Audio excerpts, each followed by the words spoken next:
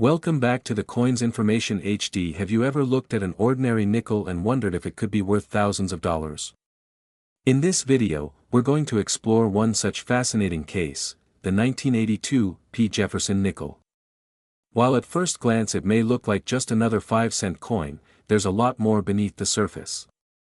From its unusual mintage circumstances to its sought-after full steps variety, and even auction records hitting 5 figures, this nickel is a prime example of how small change can become a collector's treasure. So grab your coin collections, and let's dive deep into the story, rarity, grading secrets, and current market value of the 1982 P. Jefferson nickel in the year 2025. Before we zero in on 1982, let's take a brief look back.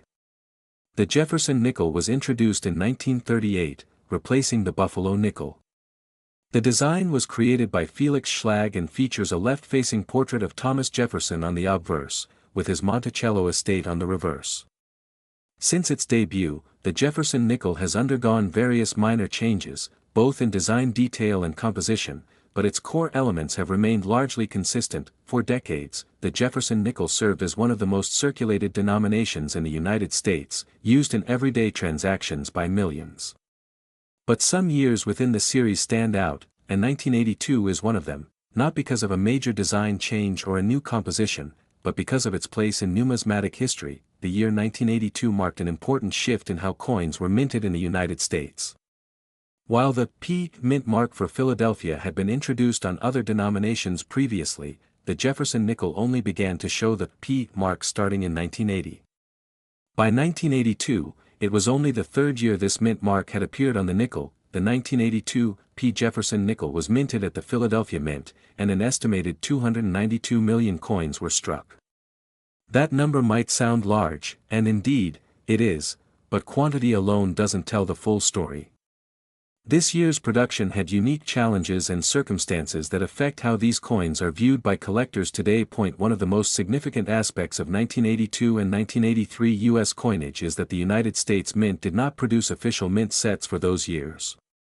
Typically, mint sets offer collectors access to uncirculated versions of coins, often with better strikes and preservation. Without those sets available, collectors and dealers had to pull coins directly from circulation or mint rolls, meaning fewer pristine examples survived. This is particularly true for the 1982 P. Jefferson nickel. Even though hundreds of millions were minted, only a fraction exist today in mint state condition, and even fewer exhibit the quality needed to meet the highest grading standards. There are several important factors that influence the value of this coin. First, condition. As with most collectible coins, the better the condition, the higher the value. Coins that are in mint state condition, meaning they have not been circulated and shown no wear, are already considered scarce for this issue. Second, strike quality. The Jefferson nickel is notoriously difficult to find with a strong, clean strike. On the reverse, the steps of Monticello often appear blurred or incomplete due to worn dies or weak pressure. That brings us to the next major value driver, full steps. Third, the full steps designation is crucial for high-end collectors. A coin with full steps shows all 5 or 6 steps at the base of Monticello with no interruptions or flattening. This is a hallmark of a well-struck coin and is much rarer than one might think, especially for the 1982 P. Fourth, eye appeal. Coins that show strong luster, clean surfaces, and attractive toning, such as golden hues, blues, or subtle rainbows, can fetch much higher prices due to their aesthetic appeal. Lastly, third-party grading. Coins that are certified and graded by major services such as PCGS or NGC typically sell for much higher premiums, particularly if they receive a full steps designation along with a high mint state grade. As we move into 2025, the coin market remains strong, especially for rare Jefferson nickels and high grades. Let's break down the approximate values for the 1982 P. Jefferson nickel across various grades and strike types. Circulated examples. Coins that have been used in daily transactions typically hold only face value, unless they show unusual toning or errors.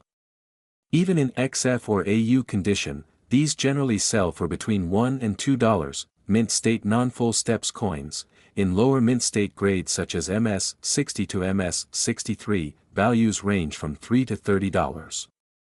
MS-64 to MS-65 coins can sell from $50 to $100, depending on I appeal, mint state full steps coins.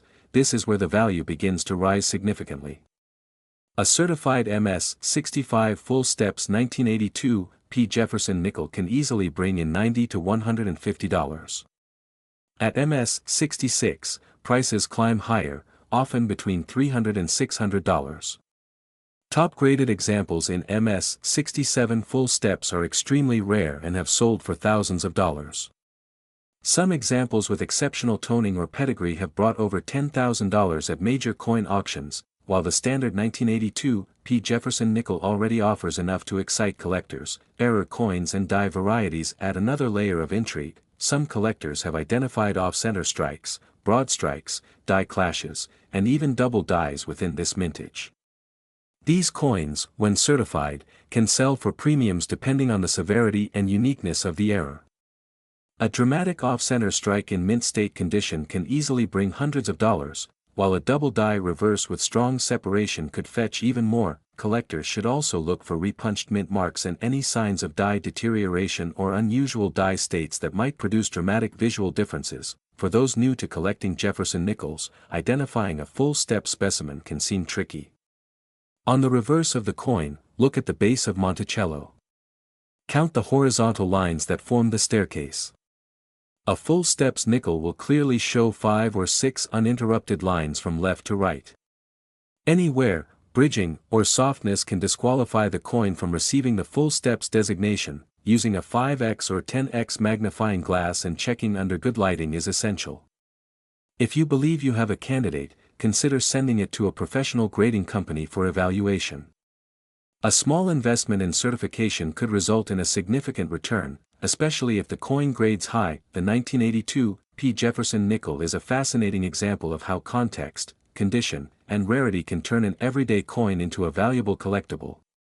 Despite a high mintage, the lack of official mint sets, the difficulty in finding well-struck examples, and the scarcity of full-step specimens make this coin a modern treasure. If you're a new collector, keep an eye out for clean examples with sharp detail, especially on the reverse steps. If you're more advanced, focus on high-grade full steps coins with strong eye appeal and potential for appreciation. Even in 2025, change jars, estate sales, and dealer boxes are still hiding gems like the 1982 P. Jefferson nickel. It might be worth just 5 cents at face value, but the right coin, in the right grade, could be worth thousands. So next time you're sorting your nickels, don't overlook that 1982 with a little P mark. It just might be your next big find. Thanks for watching. If you enjoyed this deep dive into the 1982 P. Jefferson nickel, give this video a thumbs up and hit that subscribe button for more in-depth numismatic content. Leave a comment if you found one of these coins in your collection or if you've scored a full steps variety. We'd love to hear your story. Until next time, keep collecting, keep learning, and never underestimate the value of the change in your pocket.